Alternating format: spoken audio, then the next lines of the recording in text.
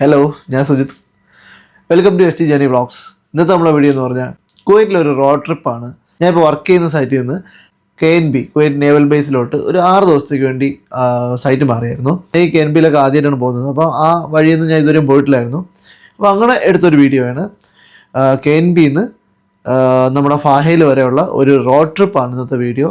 ഞാൻ ഇന്നുവരെ കുവൈറ്റിൽ കണ്ടിട്ടില്ലാത്ത തരത്തിലുള്ള സ്ഥലങ്ങളാണ് അങ്ങോട്ടൊക്കെ ഉള്ളത്. അപ്പോൾ അതുകൊണ്ടാണ് അത് വീഡിയോ എടുത്തത്. ഇപ്പോൾ റിഫൈനറിയും പിന്നെ കുവൈറ്റിലെ നല്ല നല്ല കാഴ്ചകളും ഒക്കെ കാണാം.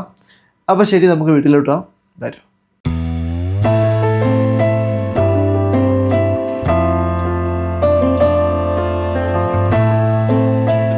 ഇദ്ദേഹം എൻ്റെ കൂടെ വർക്ക് ചെയ്യുന്ന ആളാണ്. ഇദ്ദേഹം ഈജിപ്റ്റ് സ്വദേശിയാണ്.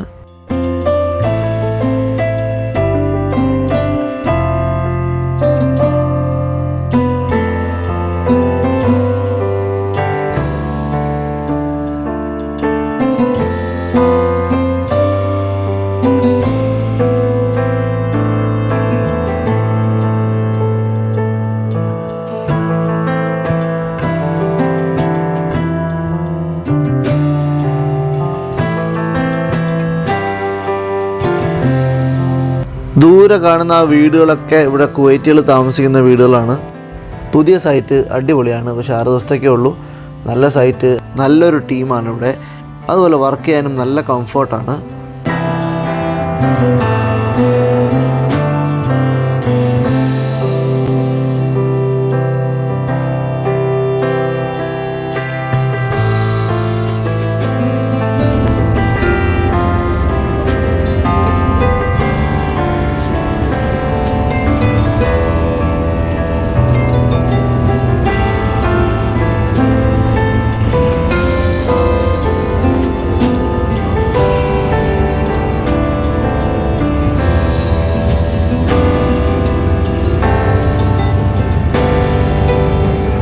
ഒരുപാട് സ്ഥലം ഇങ്ങനെ വെറുതെ കിടക്കുവാണ്.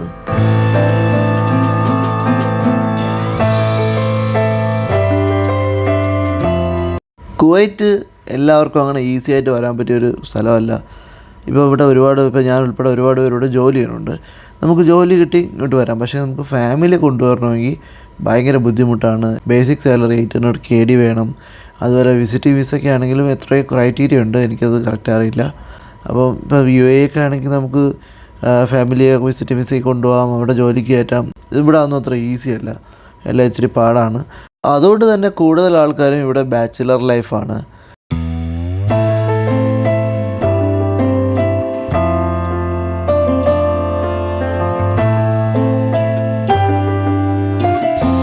ഞാൻ താമസിക്കുന്നത് കെയ്ത്താനിലാണ്.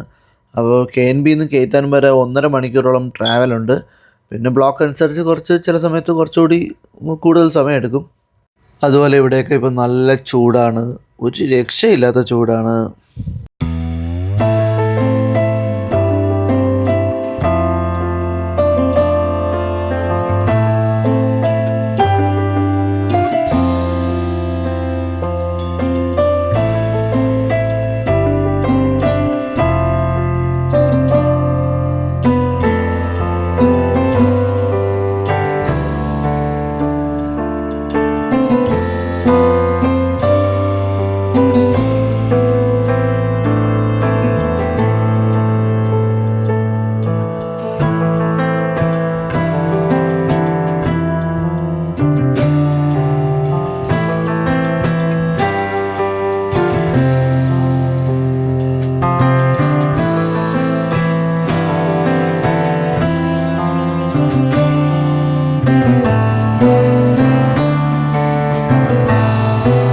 അങ്ങ് ദൂരെ കാണുന്നത് KNPCയുടെ റിഫൈനറിയാണ്.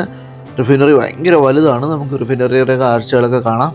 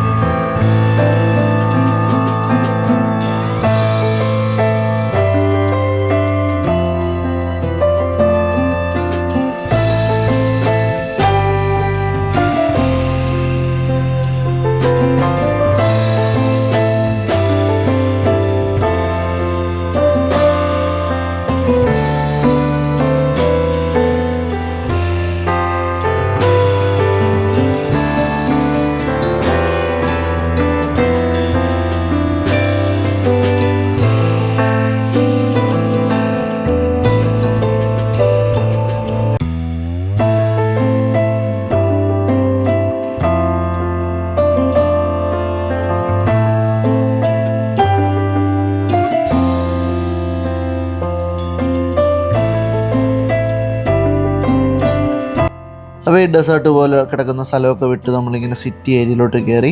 ഇനി ഫുള്ള് ബിൽഡിങ്സും കാര്യങ്ങളൊക്കെയാണ്. മെയിൻ റോഡിൽ നമ്മൾ കുറച്ച് അകത്തോട്ട് കയറി. കുറച്ച് അകത്തോട്ടുള്ള റോഡിലൂടെയാണ് ഇപ്പോൾ ട്രാവൽ ചെയ്തുകൊണ്ടിരിക്കുന്നത്.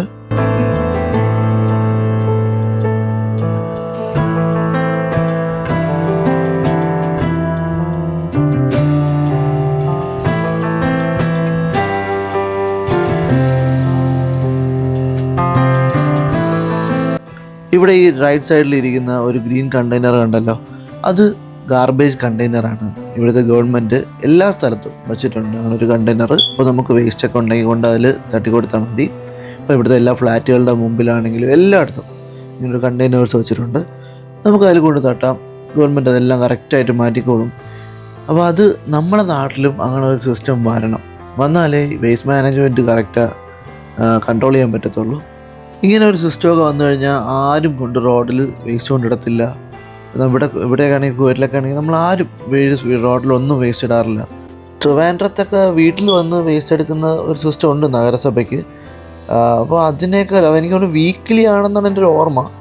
അപ്പോൾ അതിനേക്കാളും നല്ലത് ഓരോ ഏരിയയിലും ഓരോ ഗാർബേജ് കണ്ടെയ്നർ വെച്ച് കൊടുത്താൽ അത് വലിയ ഉപകാരമായിരിക്കും. കാരണം ഈ ഫുഡ് വേസ്റ്റ് ആണെങ്കിലും ഈ സ്മെല്ലൊക്കെ വരുന്ന വേസ്റ്റുകൾ വീട്ടിൽ തന്നെ ഒരാഴ്ച വെച്ചിരിക്കുക എന്ന് പറഞ്ഞാൽ അത് ബുദ്ധിമുട്ടുള്ള കാര്യമാണ്. അപ്പോൾ അതുകൊണ്ടൊക്കെയാണ് കൂടുതലും ആൾക്കാർ എവിടെയും കൊണ്ട് കളയുന്നത്. അപ്പോൾ അത് പബ്ലിക്കിന് തന്നെ പ്രശ്നം വരും. കാരണം റോഡിൽ കിടന്ന് ചീഞ്ഞ് നാറി ആൾക്കാർക്ക് നടക്കാൻ പറ്റാത്ത വിധത്തിലാവും. പണ്ട് ഇതുപോലെ തന്നെ ട്രിവാൻഡ്രത്ത് അത്യാവശ്യം നല്ല രീതിയിൽ വേസ്റ്റ് മാനേജ്മെൻറ്റ് കറക്റ്റാണ് ചെയ്തുകൊണ്ടിരുന്നതാണ്. പലയിടത്തും ഇതുപോലെ കണ്ടെയ്നറൊക്കെ വെച്ചിട്ട് ആൾക്കാർ വേസ്റ്റ് ഇടുമ്പോൾ അവർ കറക്റ്റാണ് നഗരസഭ ലോറിയിൽ വന്ന് കൊണ്ടുപോയിക്കൊണ്ടൊക്കെ ഇരുന്നതാണ്. വെളുപ്പിൽശാല പ്ലാന്റ് അടച്ചു പൂട്ടിയ പിന്നെയാണ് അതൊക്കെ നിർത്തിയത്. ഗൾഫിലൊക്കെ എങ്ങനെയാണോ വേസ്റ്റ് മാനേജ്മെൻറ്റ് കറക്റ്റായി ക്ലീനായിട്ട് ചെയ്യുന്നത്, അതുപോലെ മറ്റുള്ളവർക്ക് ആർക്കും ബുദ്ധിമുട്ടില്ലാത്ത രീതിയിൽ നല്ല രീതിക്ക് ചെയ്താൽ നന്നായിരിക്കും. ഈ വീഡിയോ ഇഷ്ടപ്പെട്ടെങ്കിൽ ലൈക്ക് ചെയ്യുക. നമ്മുടെ ചാനൽ സബ്സ്ക്രൈബ് ചെയ്തിട്ടില്ലെങ്കിൽ സബ്സ്ക്രൈബ് ചെയ്യുക. അടുത്ത നല്ലൊരു വീഡിയോ ആയിട്ട് വീണ്ടും കാണുന്നവരത്തേക്കും ബൈ.